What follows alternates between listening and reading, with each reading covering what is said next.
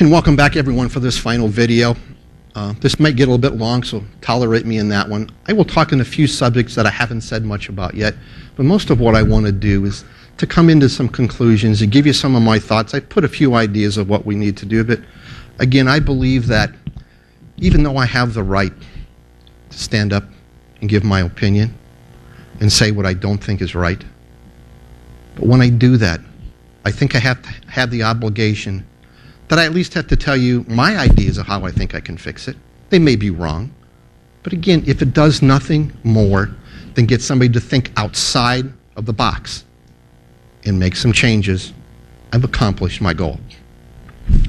The first one, I think we need to ask ourselves, and I'm going to reflect back on this where I'm going, take ourselves back into 2008, 2009 when that recession was here. How did we get here? Was it the politicians' fault? Was it the fault of the economy? Was it Wall Street? Was it the housing crisis? No, it was us. We kept asking for something. We want this. We want that. So they were trying to give it to us and appease us. So I keep getting reelected, and so I make more profit. But we are the culprits, not anybody else. If we keep reelecting the same people with the same principles, we will continue to get the same results. We need to change our views on how Washington works, what it does. If we don't, we will go down as a democracy like every other one has because of fiscal irresponsibility and immorality. What do I believe we need to do? We need to go back to those principles that this country was founded on, of religion, morality, and ethics. And you notice I have separation of church and state crossed out. It's one of the first things we have to do. Again, I think you can talk to people. People are of the perception that that's just the way it is. Thomas Jefferson said so. Well, if Thomas Jefferson said so, why did he come back and make some of those statements in his 2 inaugural addresses that said we have to have religion? Why did not somebody challenge that when he was president and when he first came out? They waited till 80 years later before they did anything. I think we need to bring back those family values. Whether we like it or not, I believe that marriage is between a man and a woman. You're teaching morality. I'm not sure you can teach much morality otherwise of what's right or wrong. And I don't believe that you can take the definition of marriage and after thousands of years change it because somebody wants to. I believe we have to teach our children that self-restraint, that self-discipline, and to respect others. Do I think we need education reform? I think we do. I believe that education should be controlled at the state level, not the federal level. I think we need to teach the complete history. And when I'm saying that, there's many things that I haven't touched on in this presentation and in these videos. But I can tell you that there's lots of things that I touched on that the school systems do not teach. And if that Department of Education out of Washington really wanted to sustain America the way it was built on, they would be teaching different things in a different way than they are. The Jesuits believe that if you gave them your child for 7 years, they can do most of the formation of that child for the rest of its life. And we give it to the Department of Education in the United States for 12, if not 16 or 20. Each year, you have a little more chance of convincing somebody of what you want to convince them of. Again, put that discipline back in, as we talked about. I believe that when you are going to a college, the Department of Education cannot say that you as a school are not going to get any federal student aid in federal student loans if you go there because you have a religious institution there that only allows a certain religion to join. You know, I look at it and some are going to say that's discrimination. I'm going to say, well, okay. But think of it from the fact that whether I'm in the Boy Scouts or the Girl Scouts and I don't want a lot of other people or I'm a men's organization or a women's organization, if I want to limit my scope of what I can do, is that not part of my freedom? It's not discrimination. It's this is what I believe, and if you believe the same thing I do, come over and join me. If you don't, that's okay. I don't have a problem with that.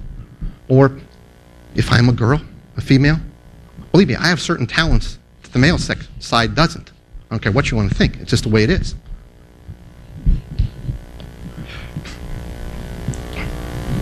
As we come into, again, we talk about that self-respect. We need to help ourselves get that and get it to others. As I look at, this is getting into the welfare side of things a bit in here, but so many people, again, we've got that dependency. We have to come back, put the pride into those people, give them incentive to say, if you go out here and work and you do this, you will better yourselves. It will be better for everyone. Again, as I touched on before, I think we need to reform those federal assistance programs. Do we need to help people if they're in trouble? And again, I'll take that example of a young lady out of wedlock that made a mistake. Guess what? We're human. We all make mistakes. We shouldn't put those people down, and we should help them, but not endlessly. And not if they keep having children out of wedlock. We cannot continue to support them. We cannot continue to say, no, the family isn't important because if you get married, you're going to lose all these. Yeah, what a concept. I think we need to, again, educate those taking from the system. I shouldn't say taking it, but receiving from the system to say it's better off to be in your own. We've looked at the recent reductions in that SNAP program, and there's much talk about, how are these people going to survive? Well, I'm guessing that if we take the cell phone service away from them and the cell phone and put it in the food, it's probably not going to be much of a change. If we want to, those people that really need it, we need to be there helping those people. We need to be compassionate. Do we need to give them prepared foods? No. Have the staple foods, make it yourself, figure out what you do, and maybe you find out if it's maybe easier if I go get a job. And I can have these other luxuries, but we shouldn't provide those luxuries free. I can think of, in our local community, I think it was last year, there was an article in the newspaper that it was one of the summer food programs where many children come to. And two of the statements that I thought were appalling. One was, the mother was interviewed, she had 6 children. And I'm thinking this program is for people that have monetary assistance they need. It came back to say, well, I have 6 children. It's much easier for me to come here and they can choose what they want to eat than for me to make 6 individual meals for them. Maybe as a parent, we should come back and say, this is what we're making, you're going to eat it. And the other one was, as we get into August, the number of people that are going to be here are going to diminish because they're on vacation. I'm sorry, folks. I don't mean to be cruel. But if you can't afford to put food on the table, you can't afford to go on vacation. Let's think about what's important in that family life first. I can think of one example I talked about before, local construction contractors. They can't get people to work more than 15, 20 hours a week because they will lose their government subsidy that they do. Mr. Henry Ford, we all know him. As long as we look to legislation to cure poverty or to abolish special privileges, we're going to see poverty and special privileges grow. Made that statement back in the 1920s and 30s. It hasn't changed today. And again, our tax code, let's remember, it was set up for the private sector to help those in need, not the government. Winston Churchill, socialism is a philosophy of failure, the creed of ignorance, and the gospel of envy. Its inherent virtue is equal sharing of misery. If we continue to move in the direction of supporting people that we aren't going to turn into a socialist state, go back and do your homework. It's going to happen. I believe on the government side, we need to reduce the size of it. We hear that all the time. And again, I don't care what political faction you're from. We're here as Americans. We need to have some compromise. Ruler's law scares me. I believe that, yes, if we give up some of those things and change the government, it maybe isn't going to be fun. But that's part of that sacrifice, humbleness, and the other things we talked about in that first section that made this country great. I believe those that are in office need to be held accountable for what they do from a financial standpoint. There was a book that I was privileged to use in my business a few years ago called The Question Behind the Question. And what it's doing, it's giving several examples of life, of when we're youth. We lost the ball game today because the ref made this call. This happened because Joe did this. We are way too good by putting the blame on somebody else. It should not be important of who is at fault. If we want to look at politics, whether it's the Republicans, the Democrats, the Independents, I don't care who's at fault. Why doesn't somebody stand up and take note of it and say, this is what we need to do to fix it? It's irrelevant of who the problem is. Somebody has got to be big enough to stand up and say, let's fix it. You know, let's go back and think of that point when we talked about Benjamin Franklin, where he said about if you take a place of honor and turn it into a position of prosperity, you will attract nothing but scoundrels and thieves. I'm sure everybody at that time didn't believe it, but I think we can see it coming true today. Are the people that are there qualified? Yes, but they have too many special interests that are backing them that we have to get away from. They have to have another source of income from being there. I think, I haven't had time to do this in research, but I think several years ago, we actually came back and said, if you're going to serve the country, you can't have another business because there'll be a conflict of interest.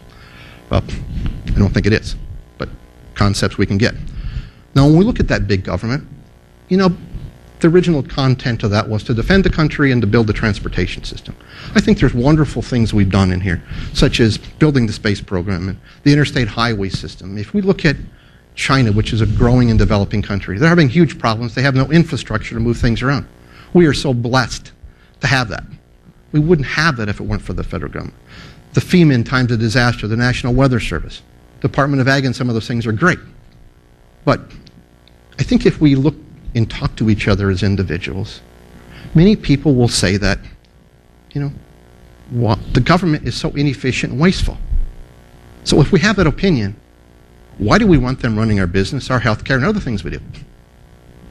There's a contradictory thought in there. But just think about that. They have their place, but it has to be limited. And if it can be done by the private sector, let the private sector do it. I believe we need to shut down the Department of Energy. That was established in 1973 with the oil embargo out of Iran at that time. Their goal was to get us energy independent. How many years later we haven't done it yet? All we've done is create a bureaucracy that takes lots of money, gets nothing done, and employs lots of people. As we talked about before, I think we need to scale back that Department of Education. Yes, I think it's important from that standpoint that for the outlying communities and the poorer communities in the cities that don't have enough money to support that school, we need to give them that opportunity to do it. That's as far as it should go. It should not come down to telling us what we're going to teach and what that curriculum is. We need to reduce the government regulation. For those of you that are familiar with, you know, since 2008, we've had various banks go broke. Last year we had some of the futures industry go broke because of fiscal irresponsibility and theft. The government uses, and those, I shouldn't say the government, I should say those that have a mission, whoever they may be. I wish I could describe it, but I can't. But whoever has that mission believes that legislation will cure everything. It won't happen.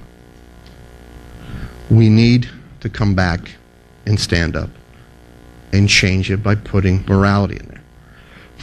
You know, we look back probably, was it 6-7 months ago in 2013, late in the year, where the media in most of the country was astounded that the NSA may be spying on you. If you're really that naive, come on. You know, do they have a point or they're doing things? Yes. But, you know, you look at social media, which has gotten to be a wonderful and a big thing. There's no better way to spy on people, whether you're the government here or terrorists someplace else. Well, these people have the capabilities of breaking in no matter what they tell you. Somebody can always do it. In our society, I believe starting in those 1990s, when we got to that kinder, gentler world, we became that instant gratification society where, you know, this is a great thing. Look at how much money I can consume or accomplish and accumulate. What great things I can do in this short period of time. We quit looking 5 or 10 years down the road and say, if I do this, what are the consequences? And I think a client of mine, his uncle made this statement several years ago and he shared with me, and I think it really hits the nail on the head. He says, we cannot continue to punish success and reward failure. And I'm going to take that from that situation of the big corporations that we talked about, and the big ones, where they went broke. These people still get paid. They'd have no consequences. They got the money, so we forget about them and society goes on. We can't continue to do that. I'm going to give you some thoughts in here of 3 influential men in the history of this country. I think that first one most of us can identify is John F. Kennedy, our great president. I would like to see what this country looks like today if that man wouldn't have been assassinated. What he may have done or what he may have accomplished. I think he was a great forward thinker. Like the rest of us, he has some bad points, I'm sure. But I think his concept was there. I'm guessing there's very few that can identify with this second one that says only one question Americans will ask. What can I do for you? It was taken from an interview on Super Bowl Sunday in 2012 when Mr. Matt Lauer interviewed President Obama. And he was asking him, that was the time when the Republican primaries are getting going, and it was just a nasty fight. Okay, and he asked him, he says, when you find out who that final candidate is that you're going to run again, are you going to run a negative campaign? President Obama's answer was, I don't really think we have to. We didn't the first time, and I don't want to this time. And he said, the only question the American people are going to ask is, what can you do for me? And we all know what the answer is, and that's part of our problem. And this last one that's a little scary came from Mr. John Adams in 1826. There are 2 ways to enslave a people. One is by sword, one is by debt. Contemplate that one. As we look at elections and voter turnout and those things, try to imagine it and just grasp what we've done over the last several years. I believe that when we go to that voting booth, we don't vote our bank account. We vote what this candidate can do for our country. Not for South Dakota, not for Nebraska, for the country. And we hope included in that, it can help our local area. There's some of those things that are specialized that they need to vote for, but it still has to be for the common good of everyone. I go back and I think it was in 2012 when Governor Walker was elected. He ran on that platform that we need to cut government spending. We need to cut government regulation. And he got elected on that platform. But yet when he's elected, when he starts cutting, oh my God, you can't cut me. You can't cut me. And I think there was, at that same time, there was lots of controversy and talk of when Governor Dugard came back, when we were tight and came back and said, we're going to get a 10% across the board cut, and I'm going to take the 10% myself. People said, you can't do that. You have to come back and pick those areas. No, I think he was absolutely right. We all have to share in the pain if there's going to be some pain. And it's the same way here. We all want this to happen. Just don't make me suffer because of it. We're all going to have to because we went down the road too far. I believe we need to get rid of the political committees. I'm sure they had their purpose, but they're too much special interest. There's too much money flowing. We're coming back. You have favors to repay later. Some of those may have a wonderful message, and maybe I'm wrong in my theory, but we have to get rid of that in my own mind and change that election process. We need to limit that campaign spending. We were proved that point in recent Republican, I shouldn't say Republican, but primary elections where the person that didn't spend much money won over the guy that did a lot. Now think of this. This one gentleman spends $5 million to get elected to the House of Representatives for I think he's somewhere around $230,000 a year in this position. Shouldn't we have some economic sense in all this that we're doing? If we don't, we're not teaching our children any economic responsibility. I think we have to believe and be careful of who we vote for. As I watch people, it's amazing how many times they vote for someone that's a good orator. I'm even look at the background otherwise. I'm going to go back to that 2004 Democratic presidential primary when they first got the couple going. Mr. John Edwards was flying in. I think he's an okay guy. Everybody was voting. And all of a sudden, when it comes to another one and John Kerry wins, everybody jumps ship and comes over here because I want to be with the winner. I'm not sure what the guy stands for, but he won, so I'm going to be over here. And if we go back to the 2012 presidential election, when we had the one debate where the Texas governor, Rick Perry, had a blunder and he couldn't remember a point that he was trying to make. So the media sacrifices him. Now, I'm not sure about most of you as Americans, but I would rather have someone be in a debate like that and say, I can look back at my notes and find the answer when he's running the country and get the right answer, than be able to rattle it off the cuff and have no values behind me and not know what I stand for. I believe that we have to use that old adage of, I have to stand for something or I'll fall for anything. And it really comes back to what I'm trying to say here. So many times as Americans, we're wishy-washy in where we're at. We're afraid to take a stand. So we'll go any way the winner's at this point. That won't get us to where we need to be. And one of those things in elections that just totally blows my mind is we start that process somewhere in late January, early February. For some reason, the media believes we should be done and know our candidate by the end of February. I thought the system was set up that you had your political conventions in August, September, July, whenever we had them, so you could watch those various candidates react to things that were happening in the country and in the world, so you could help make a decision of who may be that best candidate to run this country. But no, we want to get it all over with so we can have two people fighting against each other for the next 6 months. I think we need to change that. Yes, something I haven't talked about much more, healthcare reform. This was probably something that was more relevant in 2012 when I first did this, but it bothers me for several points, and I'm just going to bring those up. First of all, I believe that as we look at the Affordable Health Care Act, there's probably some good things about it, but don't shove something down my throat. You, as my senators and representatives in Washington, better know what you're voting on before you vote and not come back and look at it later. We had to start with the 1099 issue on taxes. That would have been a total debacle if it wouldn't have got changed. We have huge regulations on businesses because of some changes there.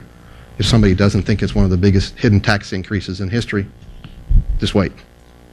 And again, as I stated before, somebody tell me what a civilian ready reserve corps has to do with affordable health care.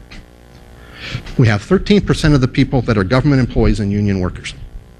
We have 47% of the people that don't pay taxes. So that means 40% of us are going to pay for this. And it may be a good program, it may not. Have your opinion.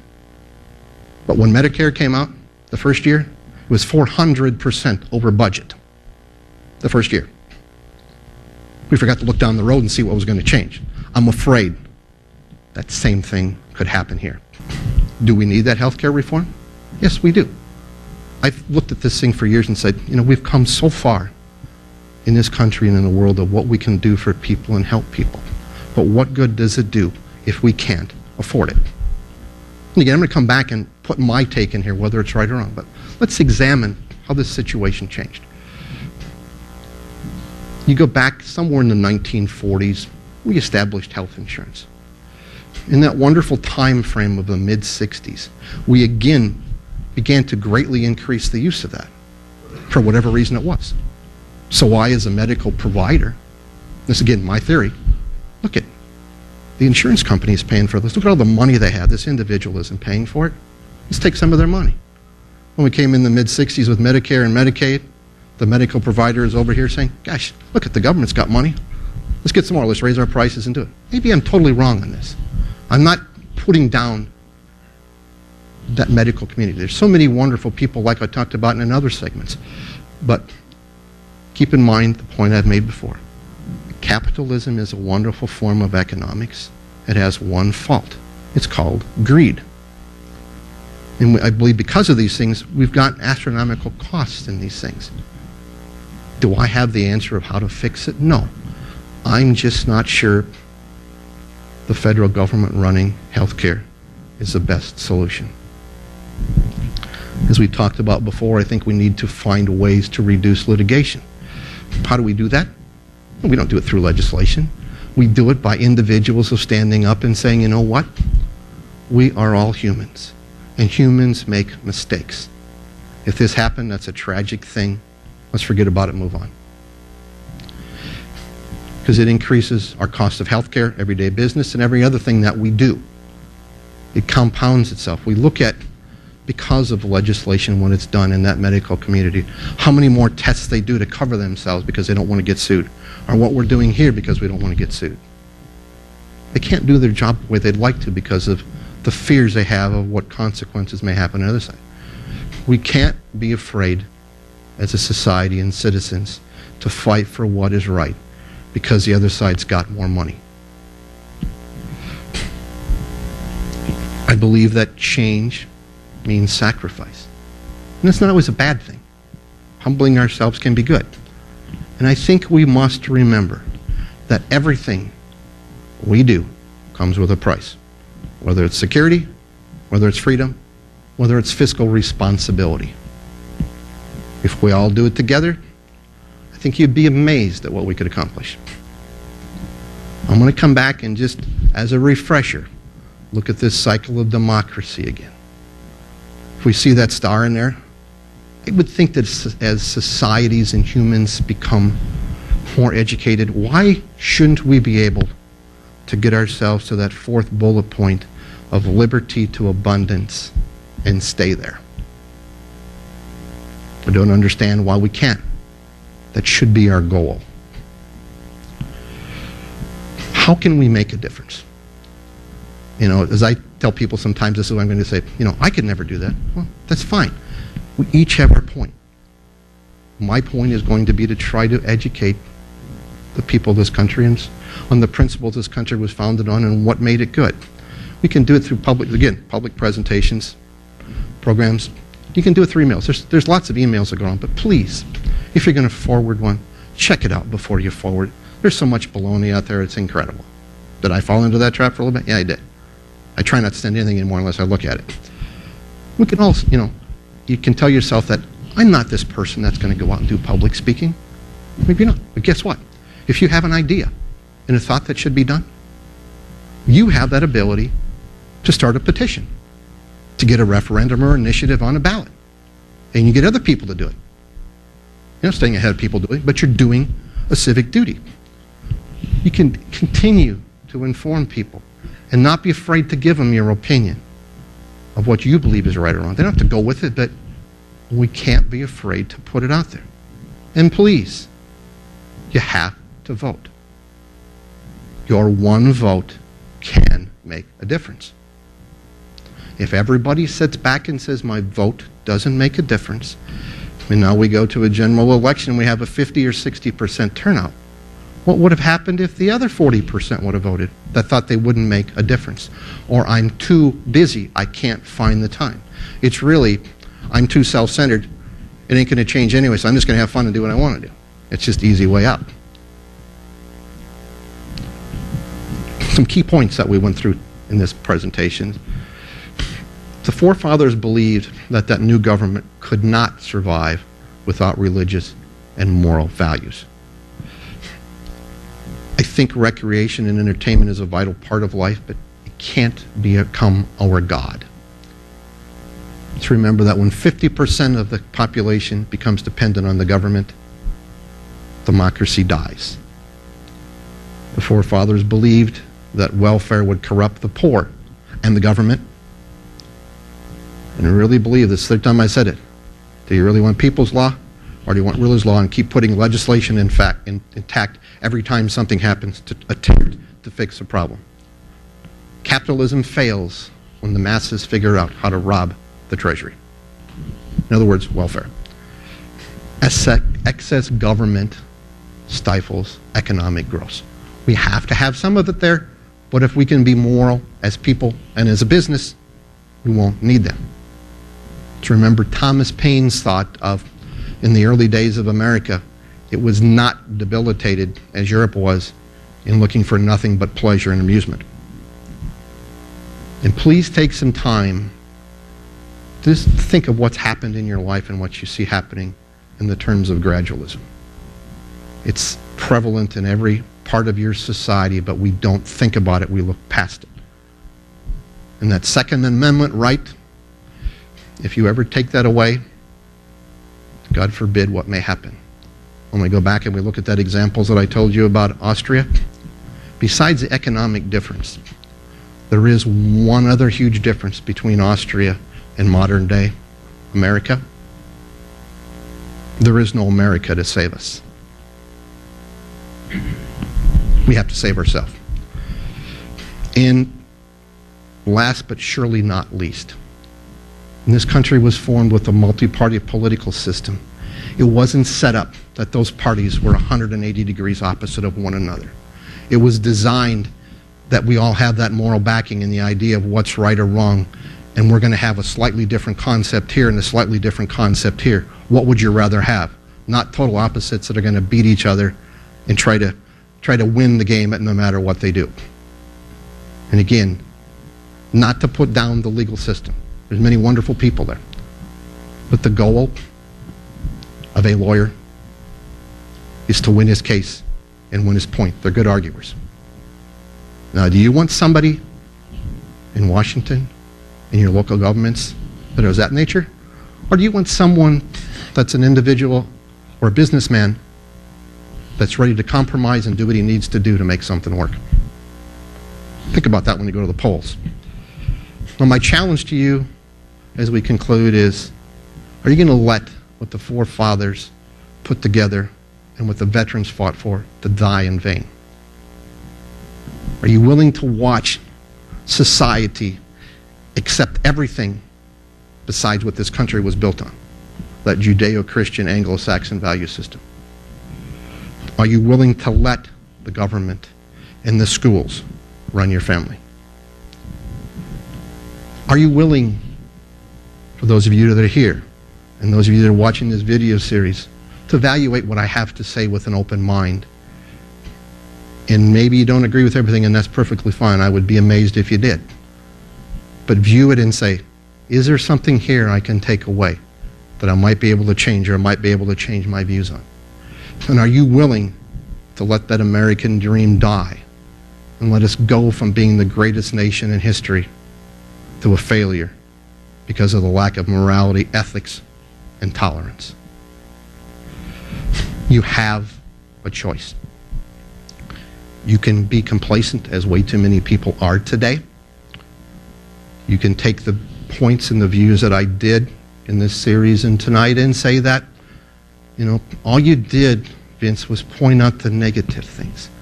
I'm going to take the opinion of gloom and doom, I can't do anything, I'm going to roll over and put my head in the sand. Or two, you can look at it and say, maybe there is something I should take away from this, and I can, as an individual, make a difference. And again, you are Americans. Each one of you has that privilege and that duty. Become informed. Get involved. Voice your opinions. Don't be afraid to stand up for what's right. And last but not least, don't be afraid to vote. It is your duty, not your privilege. With that, thank you for those of you that have been here tonight and those of you who have been listening in the video series.